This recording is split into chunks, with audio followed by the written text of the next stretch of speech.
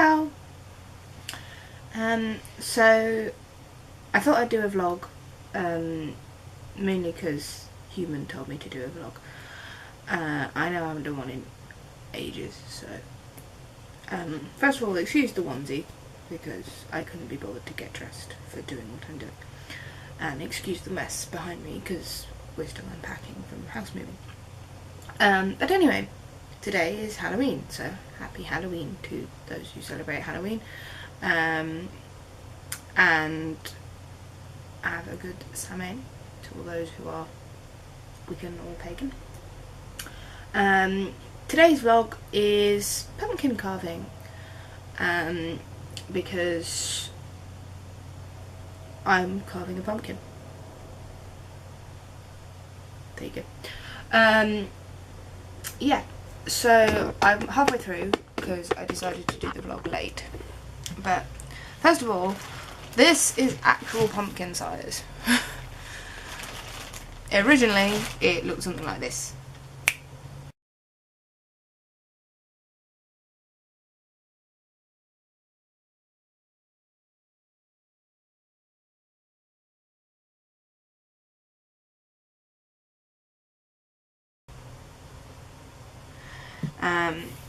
And it is the biggest pumpkin I have ever seen, like literally. And it weighs a lot. And Human had to carry it all the way through town on his shoulder because I couldn't lift it. So it's been outside for a week or two, and today I get to carve it. So I've drawn my design on, and I'm part way through. So I will turn it around. I had to do it on the floor because it's so big. So this is my pumpkin design.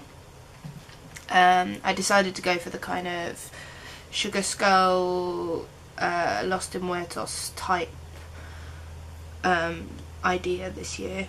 And it's going okay. I found a really cool thing with around here. I wanted to do little holes around the edge of the skull. And I found the simplest and easiest way, rather than trying to fiddle about with knives, is a screwdriver. And you just poke it through. It's the simplest idea and it works brilliantly. So I am going to move the camera slightly so you can see my hand. My next job is I'm currently trying to do the headdress, so I'm trying to poke through the bits of pumpkin which are here, like this. Again, flat-bladed screwdriver. Never used screwdrivers before in pumpkin carving, but I will definitely be using them again. Obviously, health and safety warning, kids, make sure if you're doing this you have an adult to supervise you. I don't, so if I chop a finger off, it's my own fault. Oh. I always remember doing, can't pick the thing up, pumpkin carving. It was one of the things that I always, on Halloween, used to come home from school and Mum would be there with the pumpkins that we bought a couple of days earlier, and I get to do one and Mum would do the other. And we could do different faces and stuff, and I try and do something different each year with my pumpkins. So the other year I did, what did I do? I did a bat, and I did Jack Skellington from A Nightmare Before Christmas.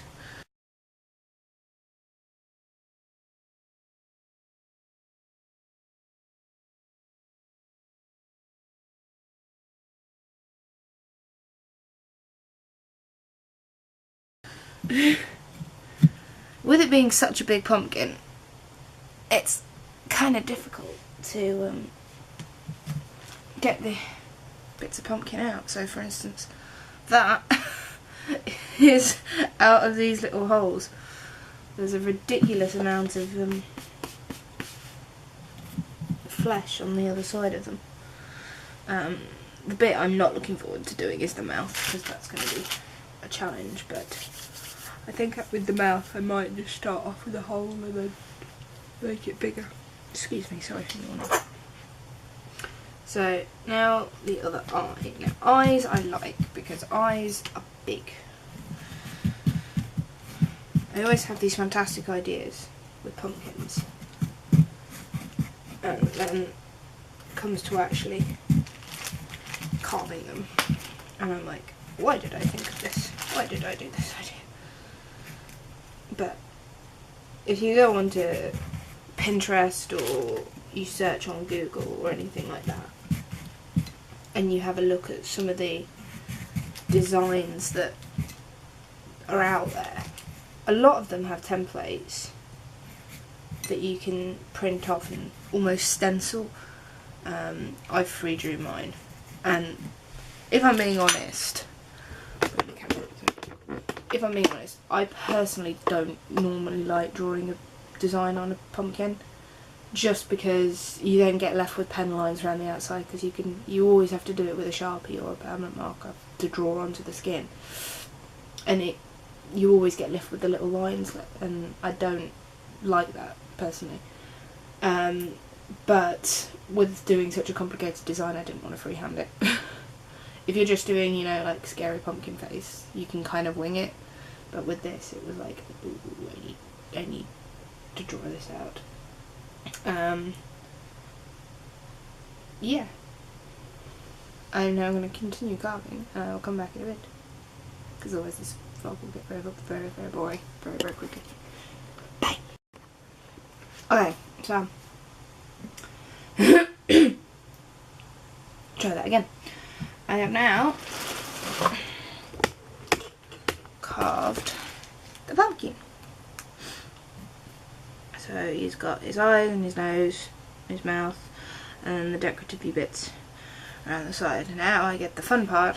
I've got to cut these bits so that the skull's left in the middle.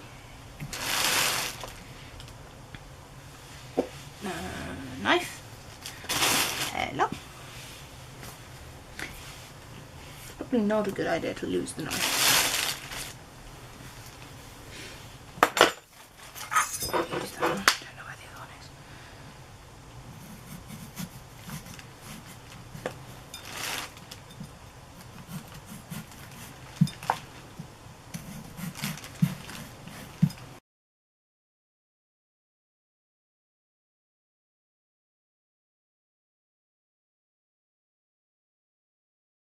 But now I do need the other knife. The thing about this knife is it's got the curved edge, so it's a little bit easier for doing that. Because the one thing I've struggled with in pumpkins is trying to get a good curved shape. What I'm going to do is just cut that whole section out, I think.